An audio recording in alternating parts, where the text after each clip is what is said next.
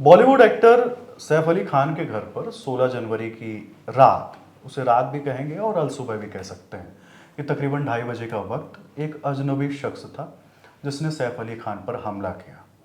उस पूरे मामले पर हम तमाम खबरें आपके बीच रख रहे हैं, लेकिन जो अभी हालिया अपडेट है वो ये है कि चाकू की नोक पर रखकर फिरौती जैसा कुछ मांगने की बात सामने आ रही है, ऐसा दावा किया जा रहा है। क्या कुछ हुआ है उसे जानने के लिए मेरे साथ मौजूद है मेरी सहयोगी सुप्रिया, जो बताएंगी पूरा घटनाक्रम क्या है। तो सुप्रिया, एक एक करके सारी चीजें बताते हैं। पहले अभी हालिया अपडेट है जो सबसे पहले दावा किया गया था, वो दावा इस आधार पे किया गया था कि जो उनकी मेड है उसने जो पुलिस में एफआईआर दर्ज कराई है, उस एफआईआर में उसने कहा है कि सैफ अली खान पर जो अटैक करने वाला आरोपी है वो आया, उसने 1 करोड़ रुपए की फिरौती मांगी और उसने ये बोला कि ये पूरा पैसा उसको चाहिए। जब आरोपी से पूछा गया कि क्यों चाहिए, क्या चाहिए, तो इस पर उसने कुछ नहीं कहा। उसने बस ये कहा कि मुझे ये पैसा चाहिए, मतलब मुझे ये पैसा चाहिए। और तब जब उसको ये पैसा नहीं देने की बात हुई या फिर जब इस पर लेकर उससे बहस शुरू हुई, तब उसने हमला किया। इसको लेकर एक और दावा किया जा रहा है।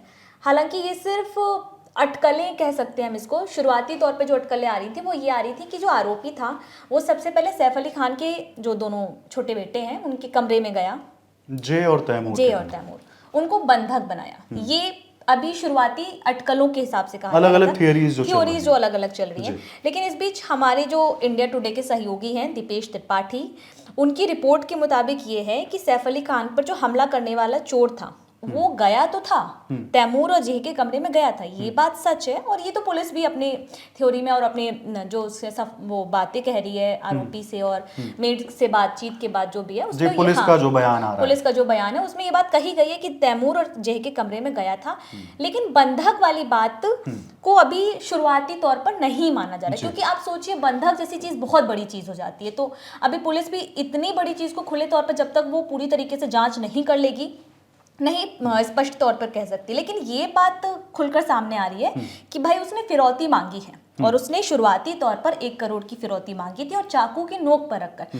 लेकिन अब इसमें भी एक ये कहा जा रहा है कि चाकू की नोक वाली जो चाकू हथियार है उसको लेकर भी थोड़ा सा अभी डाउट है, क्योंकि जब वो जो सीसीटीवी कैमरा आया है वो हम इस उसमें जब वो सीढ़ियों से उतर रहा है तो उसके हाथ में जो कुछ चीज़ है ना, कुछ कटर टाइप की चीज़ भी दिख रही है।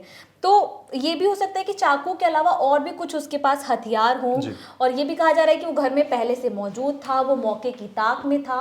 और अगर वो तैमूर और जेह के कमरे में गया है तो इससे ये तो स्पष्ट हो रहा है कि उसने बच्चों अगर उसे फिरौती भी मांगनी थी तो उसने बच्चों के कंधे पर हथियार रखकर फिरौती की डिमांड की, क्योंकि लग रहा होगा बच्चे हैं उनको अगर डराएंगे उनके नाम पर दे देंगे।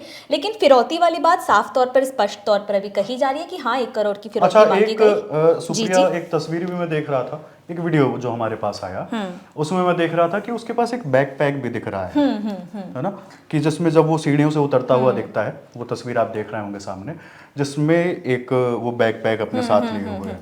तो ये अब उस बैकपैक ने उस दावे को और पुख्ता कर दिया जिसमें 1 करोड़ की बात है, क्योंकि अगर वो चोरी करने के लिए ही गया है, जो कि पुलिस ने अभी तक अपने बयान में कहा है कि उसका इरादा सिर्फ चोरी करने का था, और जो दूसरी बात निकल के आ रही है वो फिरौती की, तो इससे स्पष्ट मतलब शुरुआती तौर पे तो हम कह सकते हैं कि हाँ शायद पुलिस जो ये बात कह रही है उसमें कुछ आधार है। तो हो सकता है कि जो उसका बैग हो वो इसी इरादे से गया हो कि जो उसको फिरौती में रकम मिले वो उसको उसमें भरकर लेकर आए, या और बैग वो इसलिए भी लेकर गया हो क्योंकि उसमें उसके वो हथियार हो जिससे उसने हमला किया है। जी हाँ, तो इसी तरह के तमाम अलग अलग थियरीज चल रही हैं। और क्या अपडेट है सुप्रिया इस मामले में?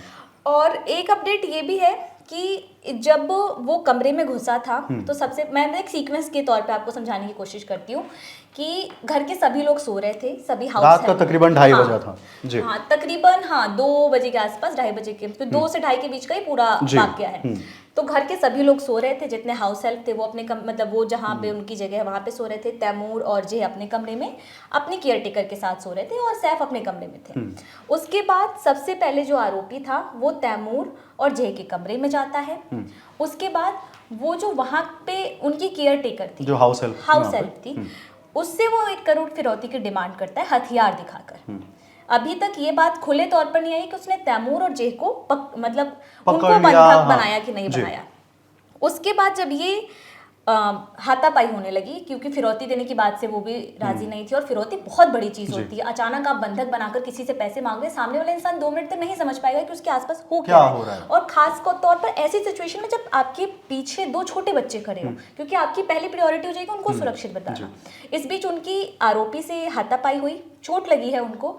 जब इतना शोर हुआ, हल्ला हुआ, तब सैफ अपने कमरे से निकलकर बच्चों के कमरे में जाते हैं। अच्छा, उनकी हाउस हेल्प को भी चोट लगी है? हाँ, उनकी एक हाउस हेल्प को भी जी। चोट लगी है। फिर सैफ अपने कमरे से निकलकर उस कमरे में जाते हैं, वहां पे उनकी आरोपी से झड़प होती है, जिसमें उनको चोट लगती है, 6 घाव आए हैं और काफी गंभीर घाव हैं। अब जी। तो खैर उनकी हालत स्थिर है, डॉक्टरों ने इसको लेकर बयान भी दिया है कि वो, लेकिन चोट जो है वो गंभीर है। उसके बाद जब ये सब हो रहा था, इसके बाद आरोपी जो अभी खुले, तो मतलब अब वो तो जब आरोपी पकड़ा जाएगा और जब पुलिस बताएगी तब बताएगी, उसके बाद आरोपी फरार हुआ।